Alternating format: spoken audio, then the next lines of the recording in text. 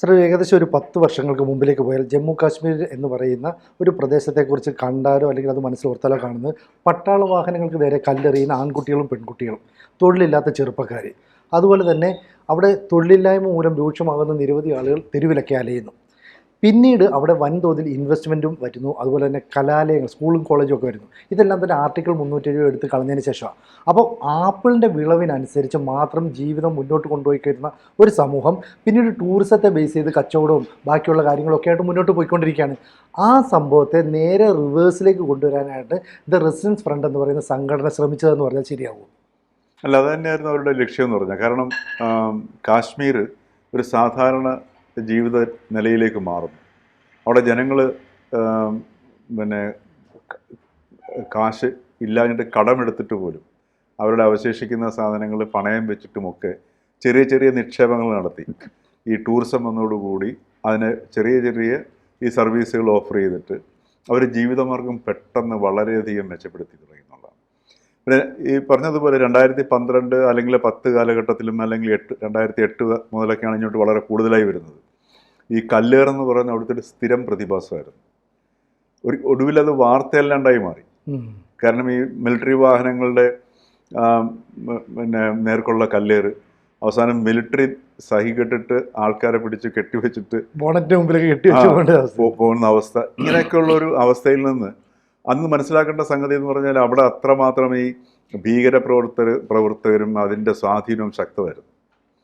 അതിൻ്റെ സ്വാധീനത്തിൽ പെട്ടിട്ട് അവിടെ അന്ന് പട്ടിണിയും പ്രശ്നമായിരുന്നു. അതിൻ്റെ സ്വാധീനത്തിൽ പെട്ടിട്ടാണ് ഈ അത് കൂടുതലും ഈ കല്ലേറിനകത്ത് ഏർപ്പെട്ടിരുന്നത് മുഴുവൻ കൗമാരക്കാരായിരുന്നു.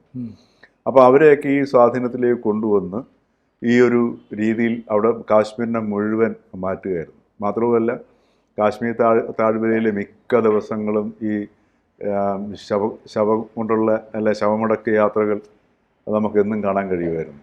അപ്പോൾ അങ്ങനെയൊക്കെയുള്ള ഒരുപാട് അസുഖകരവും അശുഭകരവുമായ വാർത്തകളായിരുന്നു കാശ്മീരിൽ വന്നുകൊണ്ടിരുന്നത്. അപ്പോൾ അതിന് ശേഷമാണ് ഈ ഒരു പതുക്കെ ഈ മാറ്റം വരുന്നത്. ഇന്നിപ്പോൾ നമ്മൾ നോക്കുമ്പോൾ അന്ന് ഈ കല്ലെറിഞ്ഞ കുട്ടികളെല്ലാം തന്നെ ഇന്ന് ഈ പറഞ്ഞ 25, 28, 30 വയസ്സൊക്കെ ആയിട്ടുള്ള യുവാക്കളാണ്. അപ്പോൾ ഈ കഴിഞ്ഞ 10-15 വർഷത്തിനിടയ്ക്ക് ലോകവും ഒരുപാട് മാറി. ആ മാറിയ ലോകത്തിനെയും ഇവർ ചെറുതായിട്ടെങ്കിലും കാശ്മീരിലെ പരിമിതമായ സംവിധാനങ്ങൾക്കുള്ളിൽ നിന്നാണെങ്കിൽ പോലും ഈ ലോകത്തിൻ്റെ മാറ്റങ്ങൾ അവരറിയുന്നു. മാത്രമല്ല, പട്ടിണിയുടെയും അവരുടെ യഥാർത്ഥ സാഹചര്യം എന്താണെന്നുള്ളത് തിരിച്ചറിയുകയും ചെയ്യുന്നു. അങ്ങനെ ആ ഒരു അറിവ് ഒരു മുഖ്യധാര ചിന്തയിലേക്ക് കാശ്മീരിൽ മാറി എന്നുള്ളതാണ് ഏറ്റവും പ്രകടമായ ഒരു മാറ്റം എന്ന് പറയുന്നത്. അപ്പോൾ അങ്ങനെ മാറിയതിൻ്റെ ഒരു പശ്ചാത്തലത്തിലാണ് കഴിഞ്ഞ വർഷം 2,35,00,000 ആൾക്കാരാണ് ടൂറിസ്റ്റുകൾ കാശ്മീരിൽ സന്ദർശിക്കുന്നത്. അപ്പോൾ ഒന്ന് ആലോചിച്ച് നോക്കുക, 2,35,00,000 ജനങ്ങളോട് ടൂറിസ്റ്റുകളോട് വരുന്ന സമയത്ത് ഒരാളുടെ കയ്യിൽ നിന്നൊരു 100 റുപ്യെങ്കിലും ആ കാശ്മീർ വീണിട്ട് പോവുകയാണെങ്കിൽ അവിടെ വീഴുന്ന സാമ്പത്തികമായ മാറ്റം എന്തായിരിക്കും? അപ്പോൾ അതാണ് അവിടുത്തെ ജനങ്ങളുടെ സന്തോഷത്തിന് ഇട നൽകുന്നത്. തീർച്ചയായിട്ടും. കാരണം ഒന്ന് ആലോചിച്ച് നോക്കുക, 100ഉം 1000 ഒന്നും അല്ല, അവിടെ വിനോദസഞ്ചാരത്തിനാണ് ആൾക്കാർ എത്തുന്നത്. വിനോദസഞ്ചാരത്തിന് എത്തുന്ന ആൾക്കാരിൽ നല്ലൊരു ശതമാനം ഈ പറഞ്ഞതുപോലെ സാമ്പത്തികമായിട്ട് അവരുടെ മിച്ച വരുമാനത്തിൻ്റെ അല്ലെങ്കിൽ മിച്ചം വെച്ചതിൽ നിന്നൊരു അംശം എടുത്തിട്ടാണ് ഇതിന് വരുന്ന സംഗതി. അപ്പോൾ അവിടെ വരുമ്പോൾ ഈ വിനോദസഞ്ചാരത്തിന് പോകുമ്പം പിന്നെ സാമ്പത്തികം ഉള്ളവരാണെങ്കിലും ഇല്ലാത്തവരാണെങ്കിലും അങ്ങനെ ഒരു സ്ഥലത്ത് ചെല്ലുമ്പോഴത്തേക്ക് അവിടെ ചിലവൊന്നും നോക്കാറില്ല. അപ്പം വൻതോതിൽ ചിലവഴിക്കും. അപ്പോൾ അതിൻ്റെ ഒരു പ്രയോജനം ഈ കാശ്മീർ താഴ്വര അനുഭവിക്കുകയും അത് മനസ്സിലാക്കുകയും പിന്നീട് ഈ 370 ആർട്ടിക്കിൾ 370 മാറ്റിയതോടുകൂടി ഒട്ടേറെ മാറ്റങ്ങൾ അവിടെ വരികയും ഒരു സാധാരണ ജനജീവിതത്തിലേക്ക് അവർ പോവുകയും ചെയ്തു. തീർച്ചയായിട്ടും പശ്ചാത്തലത്തിൽ മിലിറ്ററി ഇൻ്റലിജൻസും പിന്നെ ഈ സൈനികരുടെ സാന്നിധ്യമൊക്കെ അവിടെ ഉണ്ട്. പക്ഷേ സൈനികരുടെ സാന്നിധ്യമൊക്കെ നമ്മൾ കാണുന്നത് പോലെ അല്ല അവർ കാണുന്നത്. കാര്യം അവരുടെ ജീവിതത്തിൽ ദശാബ്ദങ്ങളായിട്ട് ഈ സൈനിക സാന്നിധ്യം ഇല്ലാത്തൊരു ജീവിതം അവർക്കില്ല. അപ്പോൾ അവരെ സംബന്ധിച്ചൊരു സാധാരണ ജീവിതത്തിൻ്റെ ഭാഗമാണ് സൈനിക സാന്നിധ്യം എന്ന് പറയുന്നത്. അപ്പോൾ അതുകൊണ്ട് അവരെ സംബന്ധിച്ചിട്ട് അവരുടെ ഒരു സാധാരണ ജീവിതത്തെ കെട്ടിപ്പടുക്കുന്നതിന് ഈ സൈനിക സാന്നിധ്യം നമ്മൾ പുറമേ നിന്ന് കാണുന്നത് പോലുള്ള ഒരു അവസ്ഥ അവരുടെ ജീവിതത്തിൽ ഉണ്ടാവണമെന്നില്ല. അപ്പോൾ അങ്ങനെ ഉണ്ടായിരുന്നൊരു സാമൂഹികമായൊരു മാറ്റം അവിടെ ഉണ്ടായതിൻ്റെ ഏറ്റവും നല്ലൊരു പ്രതിഫലനമാണ് ഈ മറ്റേ വെടിയേറ്റ് മരിച്ച ആദിൽ ഷാ ഉണ്ടല്ലോ. അയാൾ 28 വയസ്സേ ഉള്ളൂ. അപ്പോൾ അയാളുടെ വീട്ടിലെ 2 സഹോദരിമാരും അയാളുടെ ബാപ്പയും ഉമ്മയും ഒക്കെയാണ്. ബാപ്പയും ഉമ്മയെ കണ്ടറിയാം. ബാപ്പയുടെയൊക്കെ ഈ പറഞ്ഞ പോലെ കാഴ്ചയിൽ അദ്ദേഹം അധികം പ്രായമുള്ള വ്യക്തിയൊന്നും ആവണമെന്നില്ല. ഒരു 50കളുടെ തുടക്കത്തിലൊക്കെ ഉള്ളൊരു വ്യക്തിയാണ്. പക്ഷെ അദ്ദേഹത്തിൻ്റെയൊക്കെ ആ കഴിഞ്ഞ ജീവിതം നമുക്ക് അദ്ദേഹത്തിൻ്റെ ശരീരഭാഷയിലും ശരീരത്തിൻ്റെ പുഷ്ടിയിലൂടെയൊക്കെ നമുക്ക് മനസ്സിലാക്കാൻ പറ്റും. അപ്പം ഇത്തരം ഒരു സാഹചര്യത്തിൽ ഈ ആദിൽ പോലും വാടകയ്ക്കെടുത്ത ഒരു കുതിരയുമായിട്ടാണ് ഈ ആൾക്കാരെ കൊണ്ടുപോയിട്ട് വന്നിരിക്കുന്ന സാധനം. അപ്പോൾ അവിടെ ഇപ്പോൾ മാധ്യമങ്ങളിലൂടെ കണ്ടതാണ്, ഇപ്പോൾ ഇയാൾ കൊണ്ടുപോയ സഞ്ചാരികളെ രക്ഷിക്കാൻ നോക്കുകയാണ് ചെയ്തത്. അപ്പം ഞാനായിരുന്നെങ്കിൽ പോലും അങ്ങനെ ചെയ്യുള്ളായിരുന്നു എന്നാണ് അതിൻ്റെ വാപ്പ പറയുന്നത്. ഇതൊക്കെ കാണിക്കുന്നത് ശരിക്കും പറഞ്ഞാൽ ആ മാറിയ കാശ്മീരിൻ്റെ ഒരു മുഖമാണ് കാണിക്കുന്നത്.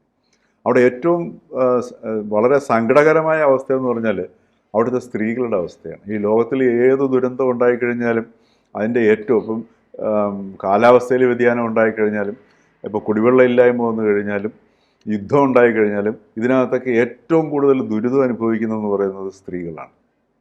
അത് എവിടെയാണെങ്കിലും രാജ്യത്തിൽ ലോകത്തിൻ്റെ ഏത് ഭാഗത്താണെങ്കിലും. അതേപോലെ ഈ കാശ്മീരിലെ വനിത സ്ത്രീകൾ അനുഭവിക്കുന്ന ദുഃഖം അതാണ്. ഈ മറ്റേ അവിടെ ഭീകരാക്രമണത്തിന് വന്ന ഭീകരവാദികളുടെ കൂട്ടത്തിലുണ്ടായിരുന്ന ഈ അയാളുടെ പേരും ആദിൽ എന്നാണ്. അയാള് കാശ്മീരിൽ പാകിസ്ഥാനിൽ പോയിട്ട് 8 വർഷമായിട്ട് ഇവരുടെ വീട്ടിൽ നിന്ന് പോയതാണ്. അപ്പൊ അവരുടെ വീടും തകർക്കപ്പെട്ടു. അതെ. അപ്പൊ അയാളുടെ ഉമ്മ പറയുന്ന ഒരു കാഴ്ചയുണ്ട്. ആ കണ്ണുകളിൽ നോക്കേണ്ടതാണ്. ആ കണ്ണുകളിൽ നിന്നൊരു ഗദ്ഗതമോ സങ്കടമോ ഒന്നുമില്ല, നിർവികാരതയാണ്. ഒരു വരണ്ട കണ്ണുകളിലൂടെയാണ് പറയുന്നത്, തൻ്റെ മകൻ ഇത് ചെയ്തിട്ടുണ്ടെങ്കിൽ അവൻ പോലീസിന് കീഴടങ്ങണം, ജീവിച്ചിരിപ്പുണ്ടെങ്കിൽ. അങ്ങനെയാണ് ആ സ്ത്രീ പറയുന്നത്, ജീവിച്ചിരിപ്പുണ്ടെങ്കിൽ പോലീസിന് കീഴടങ്ങണം. ഇനി അതല്ല അവൻ ഏറ്റുമുട്ടൽ കൊല്ലപ്പെട്ടാലും എനിക്കൊന്നും തോന്നുന്നില്ല. ഒന്ന് ആലോചിച്ച് നോക്കണം. ഒരു അമ്മയാണ് പറയുന്നത്. അയാൾ പോസ്റ്റ് ഗ്രാജുവേഷൻ, അയാൾ PG വരെ പഠിച്ചു, അതുവരെ വളർത്തി. അങ്ങനെ അവിടെ ഒരു പിന്നെ ഏതോ ഒരു വിദ്യാഭ്യാസ സ്ഥാപനത്തിലും അധ്യാപകനായിട്ട് വർക്ക് ചെയ്യുന്ന സമയത്താണ് ഒരു സുപ്രഭാതത്തിൽ ഇയാളെ കാണാതാവുന്നത് 8 വർഷത്തിന് മുമ്പ്. അപ്പോൾ ഇത്തരത്തിൽ ആ ഒരു സ്ത്രീയുടെ, ഒരമ്മയായിട്ടുള്ളൊരു സ്ത്രീയുടെ ഒരു മാനസികാവസ്ഥ ഒന്ന് ആലോചിച്ച് നോക്കണം. അവരുടെ ജീവിതവും ഇനിയിപ്പോൾ ഒരു എത്തും പിടിയില്ലാത്തൊരവസ്ഥയിലേക്ക് താമസിക്കാനുള്ള വീടും നഷ്ടപ്പെട്ടു. അതെ. ഇപ്പോൾ ഈ പഹൽഗാമിലെ ജനങ്ങളുടെ അവസ്ഥ തന്നെ അല്ലെങ്കിൽ ഈ പഹൽഗാം എന്ന് പറയുന്ന ഈ പ്രശ്നമുണ്ടായ മേഖലയിലേക്ക് എത്തണമെങ്കിൽ ഒന്നീ കുതിരപ്പുറത്ത് പോകണം, അല്ലെങ്കിൽ കാൽനടയായിട്ട് പോകണം. അപ്പോൾ അവിടെ ഒരു ടൂറിസം കേന്ദ്രം ഉണ്ടായി വരികയാണ്. അവിടെ ഈ കുതിരപ്പുറത്ത് പോകുന്നവർക്ക് വേണ്ടിയിട്ടുള്ള സൗകര്യങ്ങൾ ഒരുക്കുന്നവർ, അവിടെ ചെറിയ ചെറിയ കച്ചവടം നടത്തുന്നവർ, അവിടെ ചെറിയ എന്തെങ്കിലും സാധനങ്ങൾ വിൽക്കുന്ന ആൾക്കാർ. അപ്പോൾ ഇവരെല്ലാം തന്നെ ഒരു സന്തോഷത്തിൽ വരുന്നത് എന്തുകൊണ്ടാണ്? കൂടുതൽ ടൂറിസ്റ്റുകൾ വരുന്നുണ്ടാണ്, പ്രായമായ ആൾക്കാർ നമ്മൾ വരില്ല. അപ്പോൾ ഇത്തരത്തിലുള്ള ആളുകൾക്ക് നേരെയാണ്, ശരിക്കും പറഞ്ഞാൽ വിനോദസഞ്ചാരികൾക്ക് നേരെയാണ് ആക്രമണം നടത്തിയെങ്കിലും മതത്തിന്റെ പേര് പറഞ്ഞിട്ട് തന്നെയാണ്. കാരണം കലീമ ചൊല്ലു എന്നൊക്കെ പറഞ്ഞിട്ടാണ്. അപ്പൊ അങ്ങനെ പറഞ്ഞത് ഈ പറയുന്ന തീവ്രവാദികളുടെ തീവ്ര നിലപാടാണെന്ന് കശ്മീരിലെയും ആ പറയുന്ന മേഖലയിലെയും ജനങ്ങൾ വിശ്വസിക്കുന്നു. അതുകൊണ്ടാണ് അവർ പരസ്യമായിട്ട് രംഗത്തിറങ്ങുന്നത്. അത് അവർക്ക് മനസ്സിലായി, ഇത് അവരുടെ ജീവിതത്തിന്റെ നെഞ്ചിലേക്കുള്ള വെടിയാണ് അവർ എതിർത്തത്. അതായത് ടൂറിസ്റ്റുകളാണ്, വിനോദസഞ്ചാരികളാണ്, അവർ നിരപരാധികളാണ്, അവരാണ് മരിച്ചതെങ്കിലും തങ്ങളുടെ ജീവിതത്തിന്റെ ഹൃദയത്തിലേക്കാണ് ഈ വെടിയുണ്ട കടന്നു പോകുന്നതെന്നുള്ളത് ഇന്നിപ്പോൾ കാശ്മീർ ജനത മനസ്സിലാക്കുന്നുണ്ട്. അവിടെ ഈ പറഞ്ഞ പോലെ അവിടുത്തെ കാശ്മീരികളായിട്ടുള്ള ഈ ജനങ്ങളുടെ ആതിഥേയ മര്യാദയെ പോലും ഈ അവിടെ പോയിട്ട് വരുന്നവർ പറയുന്നത് കേൾക്കണം വേണ്ട. വളരെയധികം ഇവിടുന്ന് മലയാളികളൊക്കെ പോയിട്ട് വളരെയധികം ഈ ഒരു ഹോസ്പിറ്റാലിറ്റി അല്ലെ ആതിഥേയത്വ സംസ്കാരവും സ്നേഹവും ഒക്കെ ഉള്ള ആൾക്കാരാണെന്നാണ് പറയുന്നത്. അതെ. ഈ വെടിയുണ്ട ഏറ്റു പലരും പേടിച്ച് ഓടിപ്പോയപ്പോൾ സ്ത്രീകളെയും കുട്ടികളെയൊക്കെ അവരെ മാത്രമല്ല, അതിനേക്കാൾ ഏറ്റവും പ്രധാനപ്പെട്ട ശ്രദ്ധിക്കേണ്ട ഒരു സാധനം നമ്മൾ ഇവിടുത്തെ ഉള്ള ഈ പല ആൾക്കാരും കാണേണ്ടതും കേൾക്കേണ്ട ഒരു സംഗതിയാണ്. ഈ സന്ദർഭത്തിൽ ഇങ്ങനെ ഓടിപ്പോകുന്ന സമയത്ത് അവിടുത്തെ പള്ളികളിൽ നിന്ന് മൈക്കിലൂടെ അനൗൺസ്മെന്റ് വന്നു, ഈ ഭീകരവാദികൾക്ക് ഒപ്പം ഞങ്ങളില്ല, ഏറെ ഒറ്റപ്പെടുത്തണമെന്ന് പറഞ്ഞിട്ട് പള്ളികൾ തുറന്നു കൊടുക്കുകയും ചെയ്തു. നിരന്തരം പള്ളികളിലൂടെ അനൗൺസ്മെന്റ് വരിക. ഇതൊക്കെ ഈ കാശ്മീരിന്റെ മാറിയ ഒരു മനസാക്ഷിയുടെ അല്ലെങ്കിൽ മാനസിക അവസ്ഥയുടെ ഒരു പ്രതിഫലനമാണ്. അപ്പൊ അത് മാറരുത്. പഴയ ഇരുണ്ട കാലത്തിലേക്ക് നമുക്ക് ഇവരെ തിരിച്ചു കൊണ്ടുപോകണം ചിന്തിക്കുന്നവരാണ് ഈ അക്രമത്തിലെല്ലാം. പിന്നെ ഇനിയിപ്പോ പഹൽഗാമിൽ ഇപ്പൊ ഈ പറഞ്ഞതുപോലെ ഇപ്പം നോക്കുക, ഈ ആദിലിന്റെ വീട്ടില് എങ്ങനെയായിരിക്കും അവരുടെ വീട്ടിൽ തീ പുകയുക? അതെ അല്ലേ? അപ്പൊ പട്ടിണി വീണ്ടും കടന്നു വരും. പട്ടിണി കടന്നു വരുമ്പോഴത്തേക്ക് കൊച്ചുകുട്ടികളൊക്കെ ഈ പറഞ്ഞതുപോലെ തീവ്രവാദത്തിലേക്ക് ആകർഷിക്കപ്പെടും, മതം ഇൻജെക്ട് ചെയ്യപ്പെടും. അവർക്ക് വിദ്യാഭ്യാസം ഇല്ലാണ്ടാവും, പിന്നെ അതുപോലെ വിനോദങ്ങൾ ഇല്ലാണ്ടാവും. അങ്ങനെ അവൻ ഫ്രസ്ട്രേറ്റഡ് ആവും. ആ ഫ്രസ്ട്രേഷനിൽ തീവ്രവാദത്തിലേക്ക് കിട്ടും. ഇതിനുപരി ഇന്ത്യയിൽ മൊത്തത്തിൽ ഹിന്ദുക്കളെയും മുസ്ലിങ്ങളെയും തമ്മിലടിപ്പിക്കുക എന്നുള്ളൊരു വളരെ വ്യാപകമായ ഒരു ലക്ഷ്യത്തിൻ്റെ പിന്നിലുണ്ടായിരുന്നു. അതും പരാജയപ്പെട്ടു. ഇന്ത്യയുടെ ഈ ഒന്നിച്ചുള്ള ഒരു നിൽപ്പിൽ ആ ഒരു ശരിക്കും പറഞ്ഞാൽ ഇന്ത്യയുടെ ഒരു സംസ്കാരം പ്രകടമാക്കിയ ഒരു അവസ്ഥയും കൂടെയാണ് സാധനം. അപ്പം അപ്പം ഒരു പുതിയ കാശ്മീർ നമ്മളുടെ മുമ്പിൽ പിറന്നു വീണ കാഴ്ചയും ഈ ദുരന്തത്തിലൂടെ നമ്മൾ കാണേണ്ടതായിട്ടുണ്ട്. അത് നിലനിർത്തുക എന്നുള്ളതാണ് ഇനി ഇന്ത്യ ഗവൺമെൻറ്റിൻ്റെ മുഖ്യമായ ഉത്തരവാദിത്വം. മാത്രമല്ല നമ്മൾ ഓരോരുത്തരുടെയും, കാരണം പിന്നെ കാശ്മീരിൽ നിന്ന് കുട്ടികൾ ഈ പറഞ്ഞ പ്രതീക്ഷയൊക്കെ വളർന്ന കുട്ടികൾ പുറത്തേക്ക് പോയി പഠിക്കാനും തയ്യാറാവുന്നു. ഇവൻ ദക്ഷിണേന്ത്യൻ സംസ്ഥാനങ്ങളിൽ വന്നു പോലും അവർ പഠിക്കുന്നു. അതൊക്കെ എന്ന് വെച്ചാൽ ജീവിതത്തിൽ രക്ഷപ്പെടണം എന്നുള്ള ആഗ്രഹമുള്ളത് കൊണ്ടും മുമ്പോട്ട് പോകണം എന്നുള്ള ആഗ്രഹം കൊണ്ടും വന്നിരിക്കുന്ന സംഗതിയാണ്. പക്ഷെ അവരെ അങ്ങനെ പഠിക്കാൻ പോയ ചിലരിലും യുപിയിലും മറ്റൊക്കെ ചില ആക്രമണങ്ങൾ നേരിട്ടതായിട്ടുള്ള റിപ്പോർട്ടുകൾ ഇപ്പം വന്നുകൊണ്ടിരിക്കുന്നുണ്ട്. അപ്പോൾ അതുമൊക്കെ വാസ്തവത്തിൽ അതാത് സംസ്ഥാന സർക്കാരുകൾ ഓരോ സംസ്ഥാനത്തുള്ളവരും ആ ഒരു അവബോധത്തിലേക്ക് ഈ ജനങ്ങളെ കൊണ്ടുവരേണ്ട ഒരാവശ്യവും കൂടെയാണ്. ഇതിപ്പോൾ ഒരു ദേശീയ വിഷയമായിട്ട് നമ്മളതിനെ ഈ തദ്ദേശീയമായിട്ട് പോലും ഈ രീതിയിൽ അതിനെ പരിഗണിക്കേണ്ട ഏറ്റവും വലിയൊരു അടിയന്തരാവസ്ഥയാണ്, ഒരു അടിയന്തര സാഹചര്യമാണ്.